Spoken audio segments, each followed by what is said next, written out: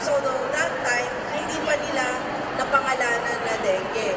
So sino, meron akong papremyo, kunyari.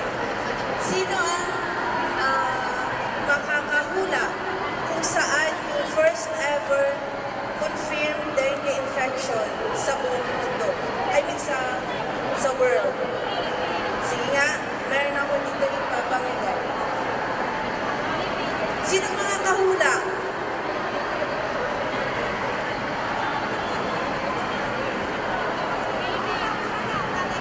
Sino hula lang?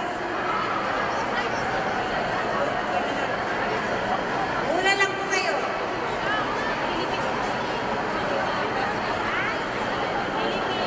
Philippines daw. Philippines daw. Ay.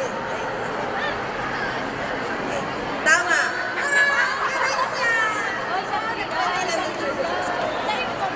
Salamat, ma'am. Okay. So, ang first ever confirmed case ng dengue severe ay sa Manila, Philippines noong 1950s.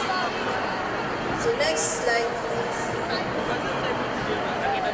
So, over 2.5 million people are at risk. So, sobrang dami ng tao sa buong mundo ang at risk na magkaroon ng dengue fever or dengue infection. So this corresponds to, i-click mo,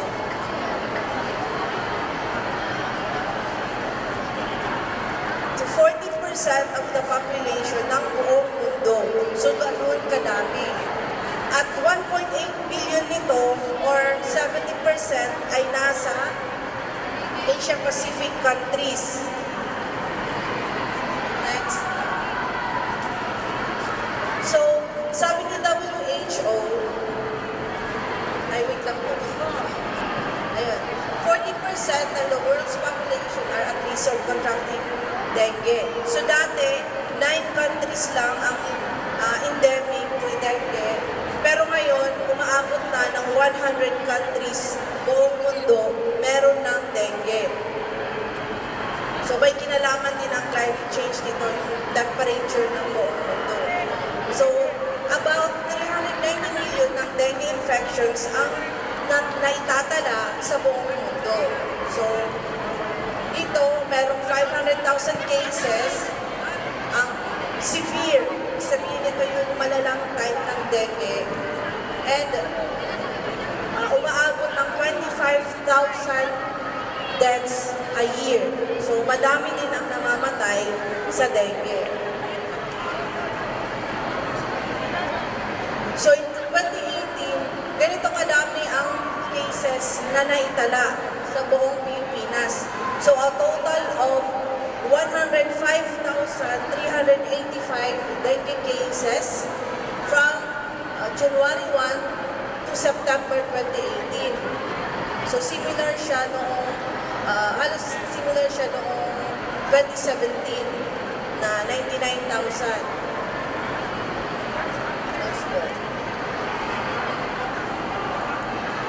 So, kung ikukumpara natin yung cases ng dengue from other neighboring countries, makikita nyo na sobrang taas ng cases from 2017 to 2018 ang cases ng dengue.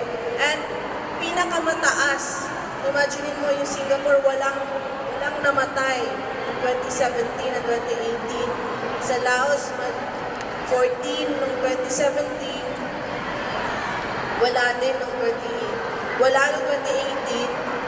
Tapos sa Malaysia, 171 at bumaba din siya, 204. Sa Vietnam, 32 at bumaba siya 2018 to 11. Sa Philippines, bumaba din siya, pero nakita niyo naman, 366 pa din ang namatay noong 2018. So yung second type is measure of human host response to dengue. So ito na yung mga antibody detection, yung IgM, IgG. Pero effective lang siya pag 5 to 7 days of illness. So mag-aantay ka pa ba ng 5 days? Sige,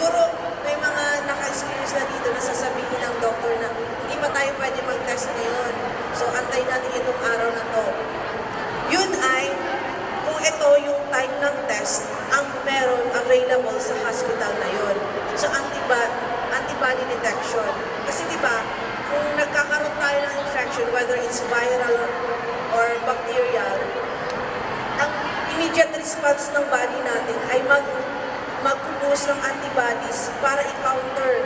Kasi self-limiting lalo na ang virus. Ibig sabihin, part ng life niya ay mamamatay lang talaga siya eventually. Pero yung mga nangyayari yung mga iniiwasan natin, di ba? So yun. So, pag nagkakaroon tayo ng infection, ang body natin mag-produce ng mga antibodies. Ito na yung IgM, pag yung immediate response, yung IgG, pagka medyo mas matagal. So yun. Pero pagka gusto mong malaman agad-agad yung infection, hindi mo siya pwedeng gamitin kasi magne-negative lang din siya kung kukuha ka ng dugo sa first 0 to 5 days. Ayun. Kaya siya ginagawa pag mga 5 to 7 days na. And lastly, ang type ng diagnosing dengue is clinical suspicion. So parang dengue, okay, dengue. Pero syempre hindi natin gusto yun, di ba? Hindi natin gusto yung type na yun. Next po. So yun. So ang bottom line, pag early yung intervention, ibig sabihin, early mo na dinetect yung disease, mas life-saving siya. Kasi, as soon as possible, parang pwede na nang i-treat agad-agad. Although wala pang gamot ang dengue, as of today, wala pang specific na gamot for dengue. So, minamanage lang siya, management lang ng fever ng mga doctors, usually. So, yun. So, ang ginagamit ng mga hospitals ay itong two types. Yung dengue NS1 na may sensitivity na 60% na. Pero yung price niya mas affordable, 1 to 3,000 pesos. While ang RT-PCR, yung molecular-based na technology, mas mataas ang sensitivity niya. Actually, minsan umaabot siya ng 100% sensitive. Pero, mas mahal siya. Bakit mas mahal ang RT-PCR or molecular-based na diagnostic tests? Sige nga, magpapa-price ulit kami. Bakit?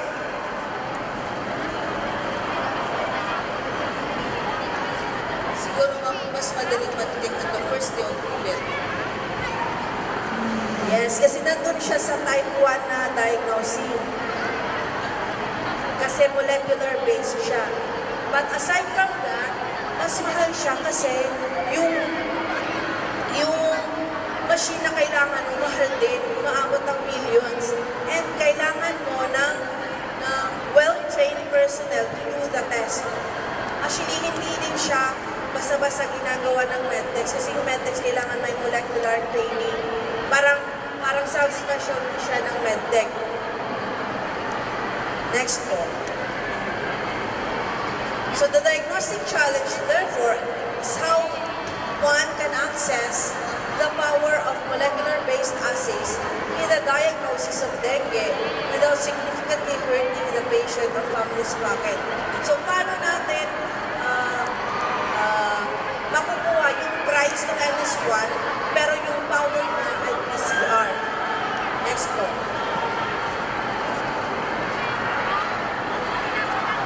Next slide. Ayan. So ito yung experience namin on the burden demands of the new dengue test. So, kasi kailangan affordable siya, kailangan practical siya,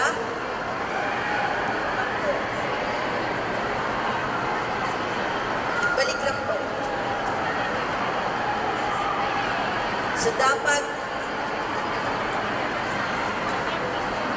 easy to use, as much as possible para siyang rapid test, and reliable yung result. So, next po. So, ito yung mga pinagdaanan ng Biotek-M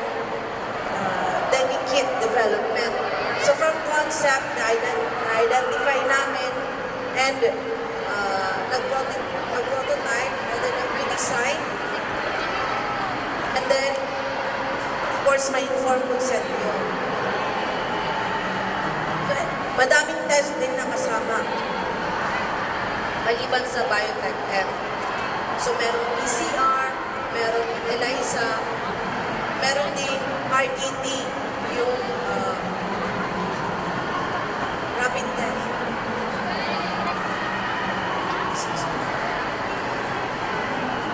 Next po. So, was there an independent blind comparison with a reference standard?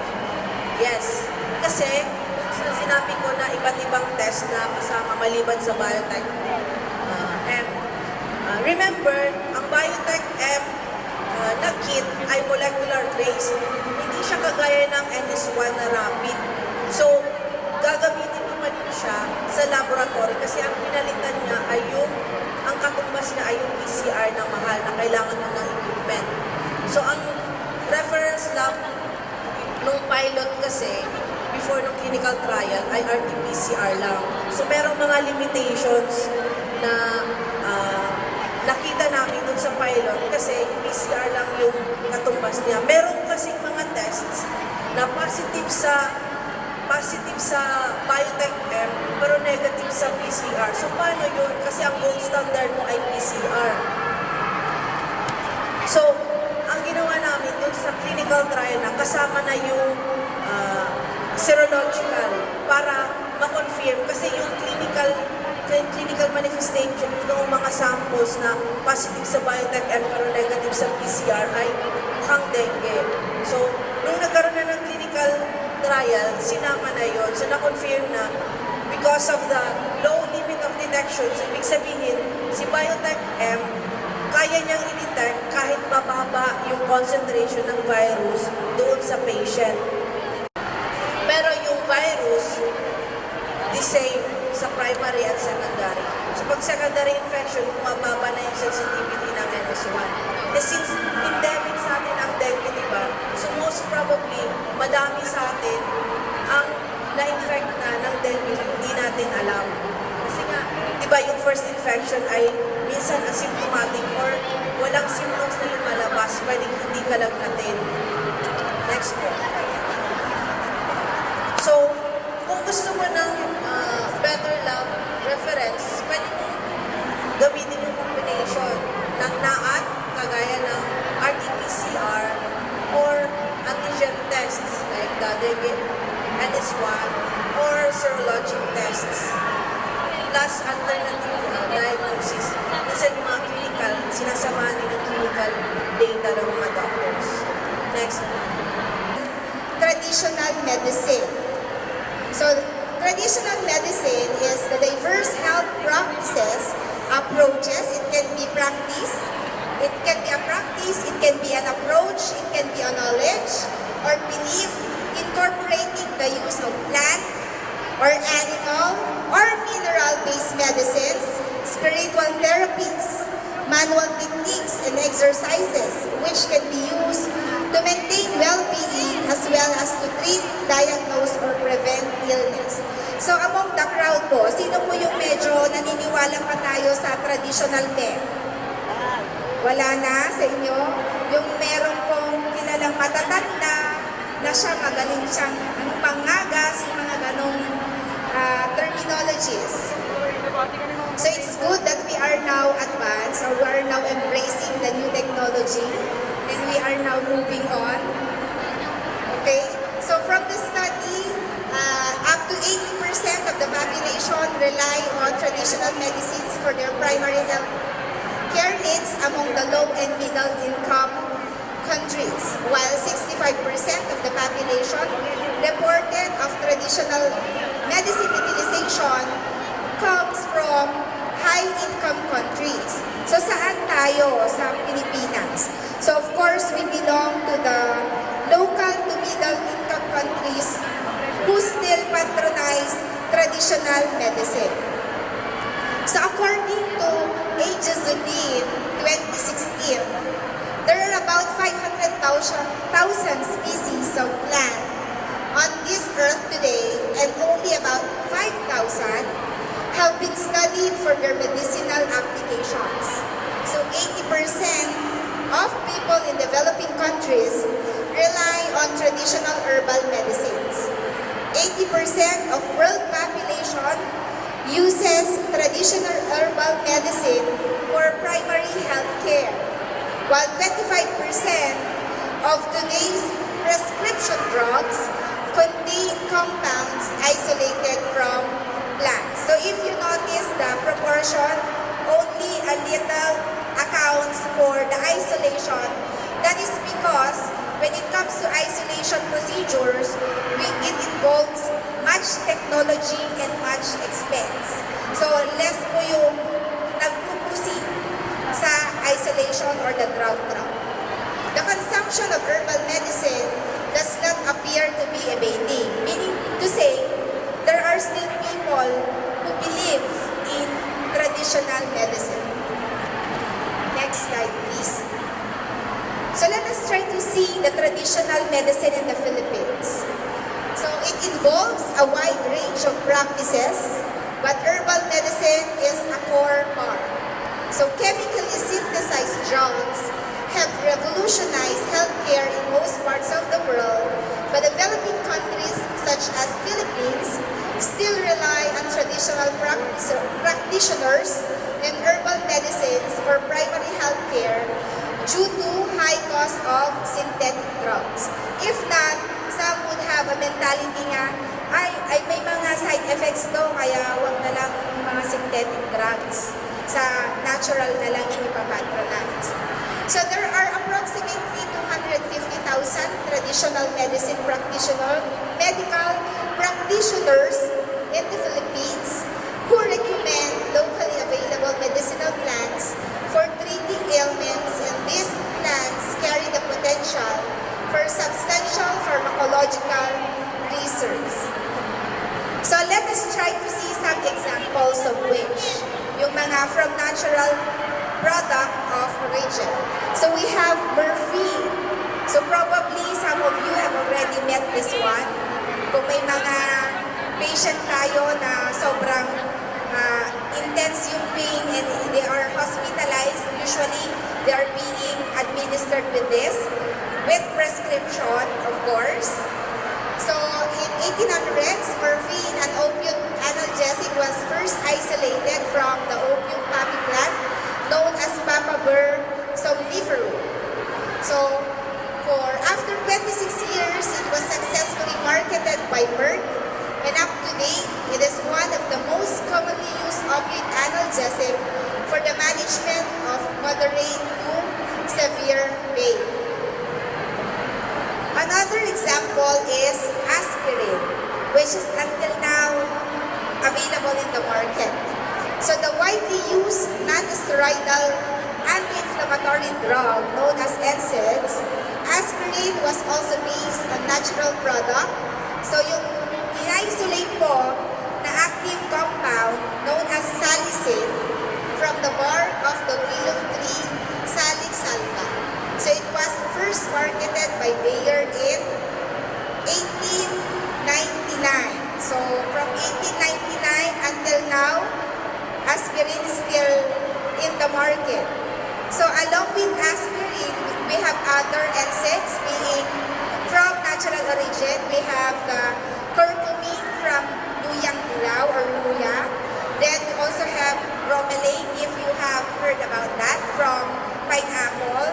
And we also have cannabinol from marijuana. So all of this were isolated compound for anti-inflammatory. And that our track today is also inclined in discovering anti-inflammatory supplement and drug. So another example, we have the digoxin. So yung medyo mga bata na may alam tayo na they have problems with their heart. So digoxin was isolated from the foxglove plant Digitalis lanata and was introduced for the treatment and management of various cardiac problems such as heart failure and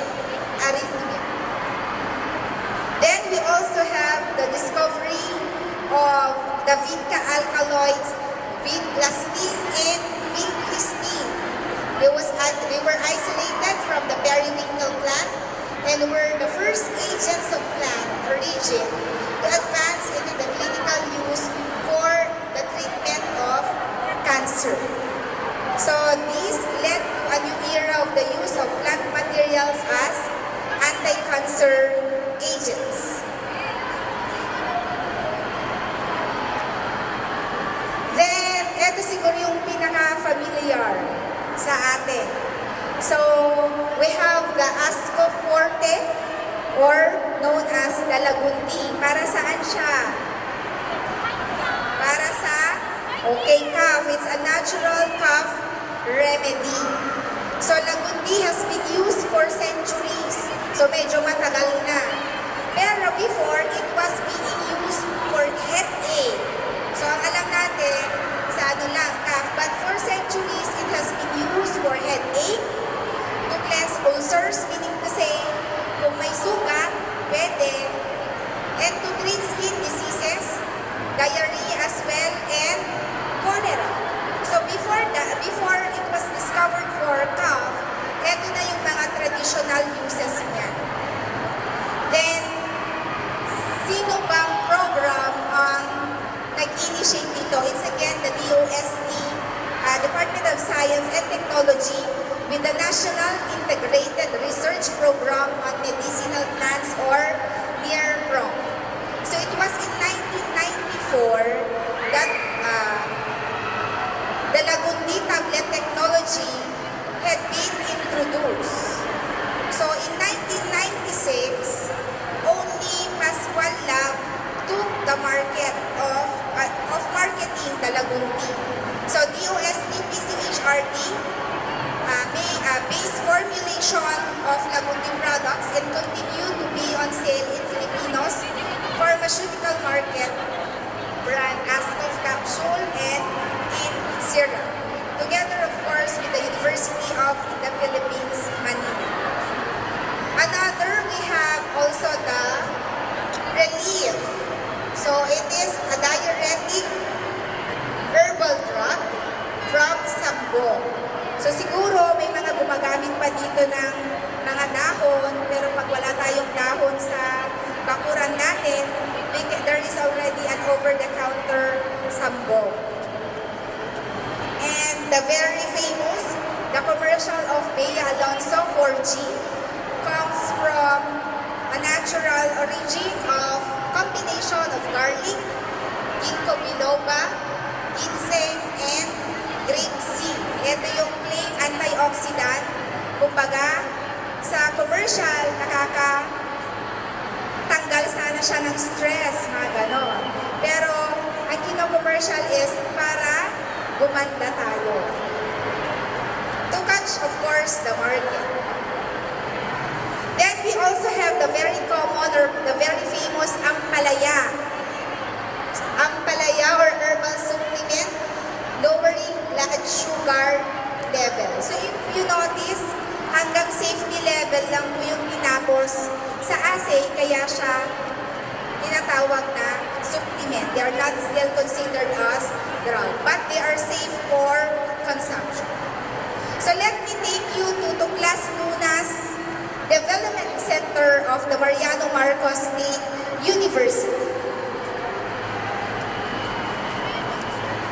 To give you a brief overview, we have received the award as TLDC last March 18, 2013 during the PCHRD 31st anniversary.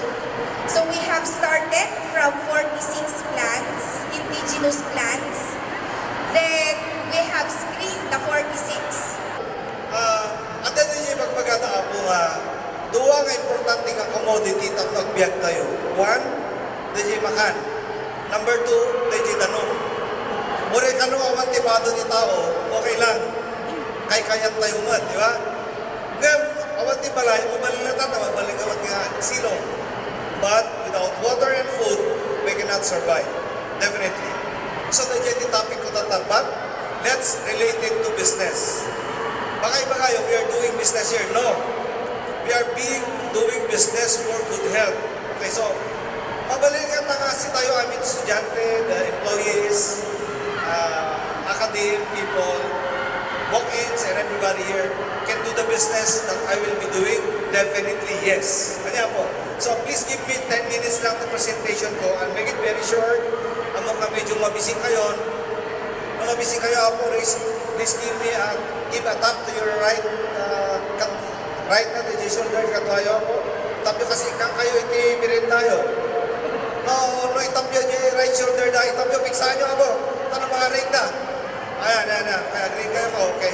So, at utang-utatan, ikang kayo, tika ninyo yung naman. Okay ba? Yes. Okay. So, our topic is good for health, good for business. Let's talk of two things which is good for health and good for business if you like to do it as a business. Next. Okay. Amoy po kung ano na study. Here, academe and everybody. Is there somebody from the health department here? Ay, kaya mo nakapunta kayo.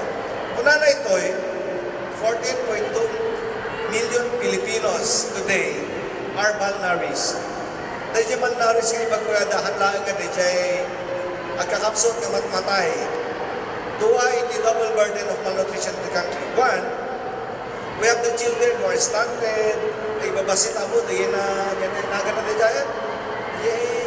Natiltil ko nada, kaya ka tumagkal na pada, sa pada, nahan ka lumungpag. At naman nag-estudyante, kung makapatay dyan, rupor, sinpor, kung nada man ano niya. And then, at naman ako naging umbing na tao, naging adult na nagdadaktal di magbagita. Sobra, tinimbang ka, ngunit sobra, nada. So, they get the double burden of malnutrition. But indeed, there are 14.2. At nung panunutin nyo, we are 100 million today. Ibig sabihin nun, there are 14,200,000 who are malnourished. Kitain nyo ba di ka abayon malnourished na ako? Kitain nyo ka di, hangat. Okay, anyway, next.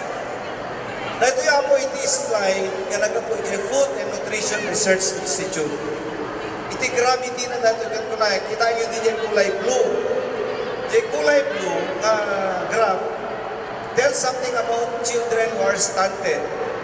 Kaya nasa 1, ijay, 3.3 or talok, ito mga pulong o binggat malnourished all stunted. Isunod na ibabasit, na hangalumukmag, na medyo kurang iti mental development na, kat nagatuda ako. Isunod na iti kabutbutan because nung mapabayaan tayo, naging ubing tayo data, especially the first 2 years old ubing, 6 months to 2 years old. Nung mapabayaan tayo, naging deficiencies na, awidin na, inga na dumakal da, di pagdakal da. O sa uray nga, araminin yun doon, agpakan iti vitamins, iti multivitamins na anak yun. Nung nag-suffer dan iti malnutrition during the early age, they will be suffering that problem. Do you agree with me? So, kaya tataabo na dati anak yung ubing yun, na below 2 years old, ikanyon, itadyo aminin na panagayat yung kanya da, tapno makahabol na di pagdakal da. Okay ba? Next. Una na to. So this is the overview of malnutrition. O kahit yung ang kitaan. 33% stunted children. Aduda ako ready to Ilocos. Una na dyan, there are wasted 7%. Aduda yung big na nataktakal da, age da, payat, naging nakuhot to. Una tayo, so they, natitawag na Ilocano, I forget it. Nalangkay na dansa. And then, nagiyay nanay, nagiyay pregnant and lactating mothers. Kung na nandito kita niya po, 25% of them are iron deficient or they are with the iron deficiency anemia. Question, di makasumpat ka niya, hindi ko na ito rice. Okay, there are 25% iron deficient anemic mothers in the Philippines. Apay nga, anya ti maitan iti iron iti bagi, iti tao. Ma'am, si Kaman, teacher ka. Okay. For the proper functioning of the blood. Yes, sabi ni ma'am, iron is for the proper functioning of the blood. Ibigay ko sa inyo mamaya. Okay. Anya din siya iron, it is because the iron mineral is a needed mineral for the hemoglobin to function, to create oxygen, which is responsible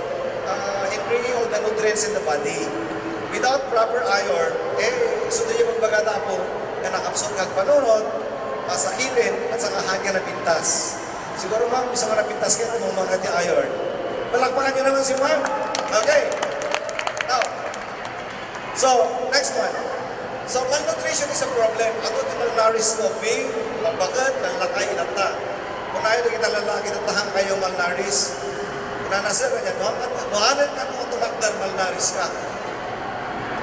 Anyilihan ka tumakdar. Nagtatawa si naman. Definitely, married ho kayo. Okay. No, agad din pong panunutin yung mamahangin na dyan. Kaya nasa word na dyan, kakapsat ni Pagi. Kung nakay ni iron. Okay, anyway. Natawa si Mama. Okay, anyway. And because of the problem of malnutrition na po iti bansa, the Food and Nutrition Research Institute could nagtakwat iti makan. Because, anya ti number one nga rason apay nga malnourished ti Filipinos. Dati batas kitang tao na from 0 month to 6 months, it should be exclusive breastfeeding. Pero nung nag 6 months na jay ubingan, you have to give a complementary food. Nayunan tayo, tatlo, sapat na jay kanan itubing, kasi kurangan jay agapoy jananay. So we give this product with them. According to the study of FNRI, na jay ubing apo nga nakutong na nalagaan, kin narigat nga tumakal at 6 months to 23 months old. Ikabil yun dati apoy jenti bowl, ibukbuk yung amin dati jenti bowl, kabilan nyo iti hot water, sabaw iti dinengdeng, sabaw iti nilaga, i-mix nyo, so ipakan jobing. No kaya yung apo nga adda iti raman na, adda di chocolate na, kung na tayo, adda di brand naman, adda di choco powder na. Pero no kaya yung alaw ka na po di inaramin dyan kanyo iti saba, kamote, dinengdeng, imasyo, sa into kiwaran, so ipakan nyo ijay obey. Okay? So this is 6 to 23 months old. Anya di mangyari dyan obey nyo dahil ipakan nyo kanyada. In 120 days time, upat na buwan nga pakanan dahito, makita yun dahil lumakal iti muscles di obey. Rumawan kan umahing nga maturo di obey. It's because nag-cook up dahil body na. And then, makita yun dahil mental development na napaspas ngayon nga ag-absorb iti communication from the nanay. Ibig sabihin nun, it's the cognitive power of the child is being addressed. No, tumaktal na dyan obey. Magbaling nga 2 years old, ingana ag-studentan, ingana tumaktal dyan obey, ingana adult, ingana ag-subli nga di pagpanpanunod na dyan adult, katkas la obey. Nawatan na lang po. 2 years old, nagbaling nga student, nagbaling nga adult, nagbaling nga tumaktal, Marita, ingana nagsubli mo rin yung panunod na kinaslawing. Kaya nasawa naging lalakay ng panunod. Ito yung po, is a very effective complementary food. Good. Very healthy snack food for all. Anya ti raman, anya ti kadwa na, anya ti karga na po dito, igam ko kaduwa. Sandali lang, huwag mo na kayo magbigay. Huwag mo na. Dito yung po ti karga na kan, bagas kan monggo. Iti bagas kan rich with protein, ay energy. Dahil monggo kan rich with protein. Pero ninayunan mi apo dito, it is zinc and iron. Zinc is good for the brain, and iron is good for the blood. Your business, my business, not only to make money out of the real business, but it's our business to promote good health to one another. Mabawasan natin yung problema ng malnutrition, yung mga masakitin sa buong bansa. Okay? And of course, that's me, a business with a conscience. My name is Rocky Doctor, that is my address. If you are interested to get in touch with our company, please call us. Awan ti distributor mi apo dito Ilocos Norte. Awan ti hanyo magatang pa dito stores nato. But if you like to sell them at your stores, in your schools, at your home, you can contact us. You can do business with them. Okay? And nadya apo ti lipas na, yaman ako na apo dahil ti plantami, you can come and visit us. Thank you very much. At ati utang kong bagasi, ko kinimam. Ilutong lang, Ma'am Jay, ordinary nga pagluto. Yung ordinary lang pagluto.